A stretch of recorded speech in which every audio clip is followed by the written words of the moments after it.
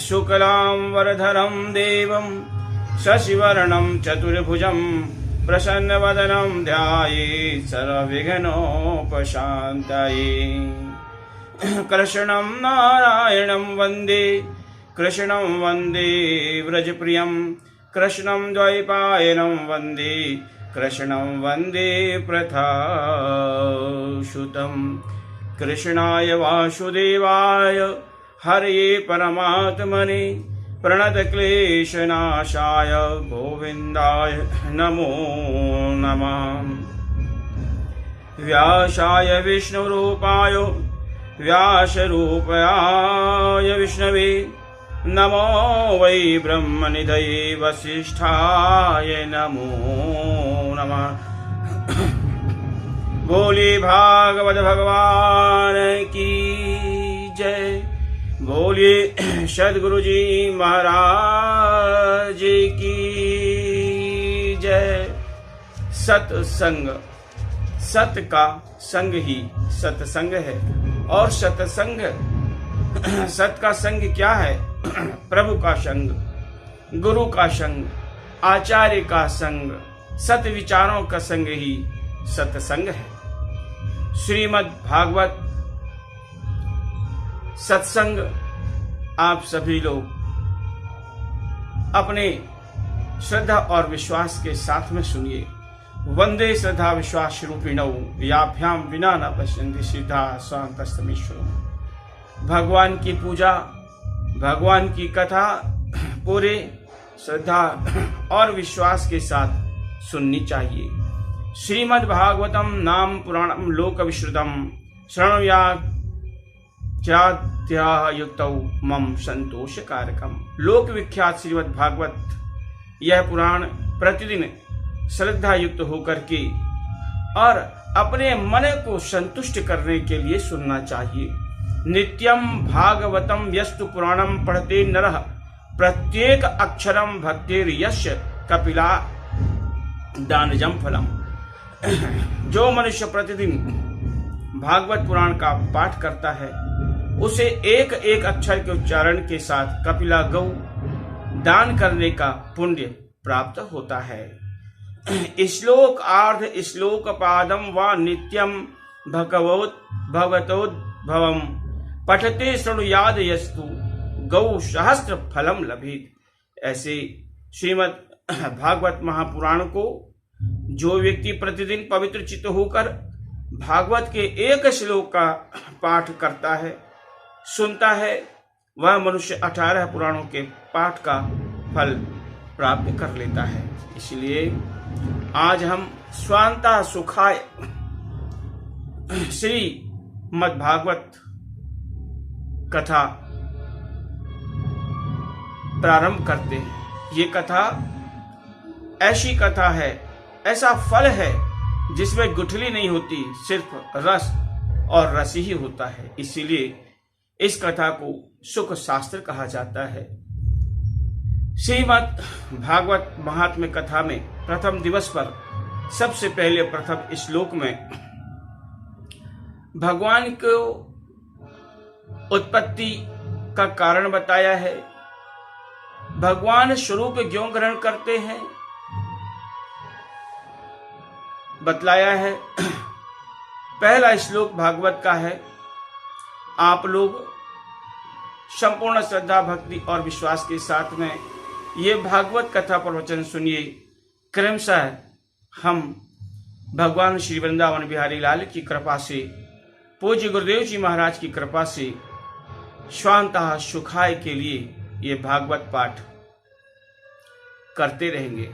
और जैसे जैसे आप लोग इस भागवत को सुनते जाएं, हमारे इस चैनल को लाइक अवश्य कीजिए।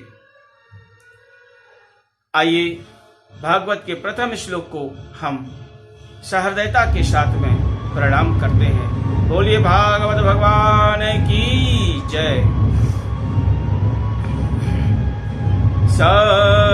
सच्चिदानंद स्वरूपाय विश्वोत्पत्त्यादिहेतवे हेतवे तापत्रय विनाशाय श्री कृष्णाय वयं नुमः।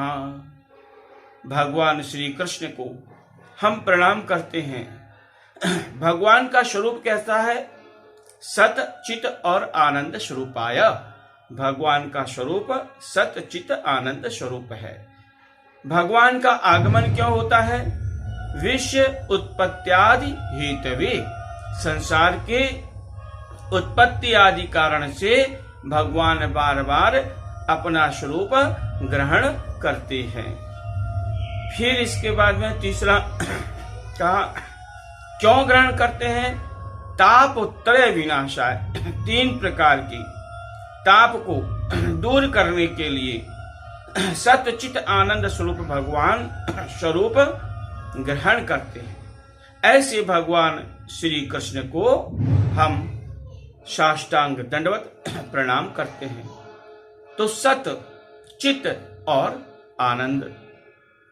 सत सर्वव्याप्त सार्वभौमिक है, सत्य सनातन है, सत्य धर्म है, सत्य ही ईश्वर है, सत्य शिव है और हमेशा कल्याणकारी होता है। सत्य शिवत्वकारी और कल्याणकारी होता है। चित्त अर्थात मन, चित्त मन, मन से ही, मन जो है, मन ही मनुष्य को बंधन और मोक्ष का कारण बनता है। मन ऐसी दुरूह इंद्रिय है जिसे सही रास्ते पर ले जा लेने से भगवान तक पहुंचा जा सकता है और गलत रास्ता में ले जा लेने से नरक की यात्रा तक करनी पड़ती है। मन एवं मनुष्याणां, मनुष्य का मन ही मित्र भी है और शत्रु भी है। अब यह हमारे ऊपर डिपेंड करता है कि हम उस मन को मनुष्य बनाकर, मनुष्यत्व लाकर मित्र बनाकर चलें या राक्षसी प्रवृत्ति की चादर ओढ़ करके और असुर के मार्ग पर चलें। मोह मूल बहुशूल प्रद त्यागं तुम अभिमान। मोह मूल है, बहुशूल प्रद, बहुत से कष्टों का कारण यह मोह है। इसलिए हमें प्रयत्न करना चाहिए कि हम इस अनंत कांटों के मार्ग से बचने के लिए मोह से बचा जाए। मन की साधना सबसे बड़ी साधना होती है। आनंद, आनंद सभी के हृदय में रहता है, लेकिन ये भौतिक विलासी लोग आनंद को धन में खोजते हैं, आनंद को यश और कीर्ति से खोजते हैं, आनंद को पदवी और रुतबा से खोजते हैं। लेकिन आपने अनुभव किया होगा कि लग्जरी रूम में बैठने के बाद भी बेचैनी होती है। अगर लग्जरी रूम में बैठने के बाद में शांति और संतुष्टि मिलती तो लग्जरी रूम में रहने वाले लोग बेचैन कभी नहीं होते। कितना ही धन कमा लिया जाए, लेकिन यदि मन में संतुष्टि नहीं है तो आप दरिद्र के दरिद्र ही रहेंगे। संतोष ही सबसे बड़ा धर्म है। श्रीमद् भागवत भगवान के प्रथम श्लोक में यह निर्देशित किया गया है कि सबसे बड़ा धार्मिक कौन है? जो सत्य का संग करता है, जो सात्विक प्रवृत्ति को अपनाता है, पाश्विक प्रवृत्ति को दूर दूर के लिए छोड़ देता है, वही सत्संगी है। सत्य का प्रेमी अर्थात प्रभु के चरणों का अनुरागी हो जाता है। आनंद साधन जुटाने से प्राप्त नहीं हो सकता। आनंद साधन जुटाने से कुछ क्षण मात्र के लिए हो सकता है, लेकिन वह शाश्वत नहीं हो सकता। शाश्वत तो शिव है, शाश्वत तो ईश्वर है, शाश्वत तो वृंदावन बिहारी लाल है। और शाश्वत कहाँ होता है? चित्त में होता है और आनंदमय होता है। तो सत चित आनंद स्वरूपाय, सत में चित्त पर आनंद स्वरूप में होता है। आनंद सभी के चित्त में सत्य के स्वरूप में होता है। जैसे दूध में घी होता है परंतु दिखलाई नहीं देता है, उसे प्राप्त किया जाता है। एक गुरुजी शिष्य के घर जाते हैं और शिष्य ने गुरुजी को एक गिलास बढ़िया गाढ़ा गाढ़ा दूध दिया और गुरुजी वो दूध को पीने के पहले एक कुसा का टुकड़ा लेते हैं और बार बार उस गिलास के दूध को चलाते हैं और उसमें कुछ ढूंढते हैं। शिष्य विस्मित हो गया और पूछा, गुरुजी आप ये दूध में क्या ढूंढ रहे हो, क्या गलती हुई दास से? तो गुरुजी ने कहा, बेटा मैंने सुना है कि दूध में घी रहता है, दूध से घी निकलता है, तो मैं दूध में वही घी ढूंढ रहा हूं और मेरे को घी नहीं मिल रहा है। मैं सोच रहा था कि पहले घी खा लेता फिर दूध पी लेता। शिष्य कहता है, गुरुजी दूध में घी तो रहता है